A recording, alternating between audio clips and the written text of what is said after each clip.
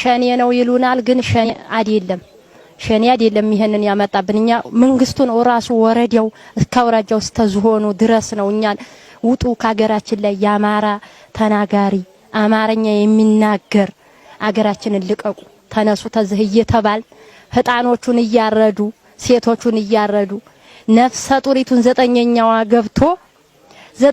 ገብቶ ሆዷን ሽልቅቅ አርጓ ወጣና ልጁን ሰጣት በእጇ ሰጣት ሩሃ ሳይወጣ ማለት ነው።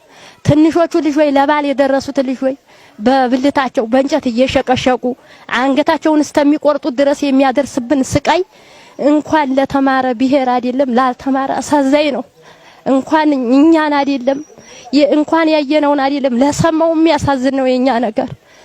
ተቤታችን ንብረታችንን እየጣልን ማን ነው የእናንተ ንብረት የሚወስድ እያሉ ሱቃችንን እየዘጋን መጋዘናችንን እሳት እያቃጠሉ ነው ያባረሩ። ግቡ ሀገራችሁ አይደለም እየተባል ተቀባይ መንግስታተን ልዩ ኃይል አለኝ ብሎ ልዩ ኃይሎቹን ይልክልናል። ጨርቃቸውን ውሃ ገዝተን እናጥባለን።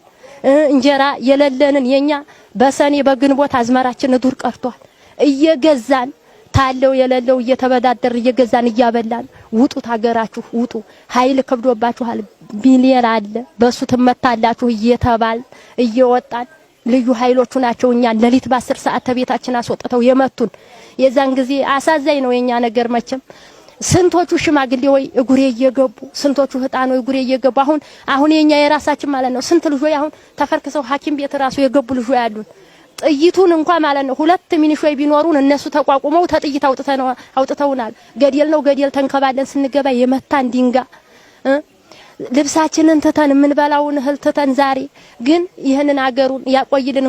እንኳን እንደዝካለው ተወለር እንኳን እንደዝካለ መንግስትና እንኳን እንደዝታለ ብሔር ተወለር እንዲህ እያረጉ ይሄንን የመሰለ ኑሯችንን ተፈናለም መተን ተቀብለውናል። ምስጋና ይድረሰው ለሰው አይደለም ተወደሚና አላህ ይፈረድላቸው ለነሱ ተንከባክበው ይዘውናል።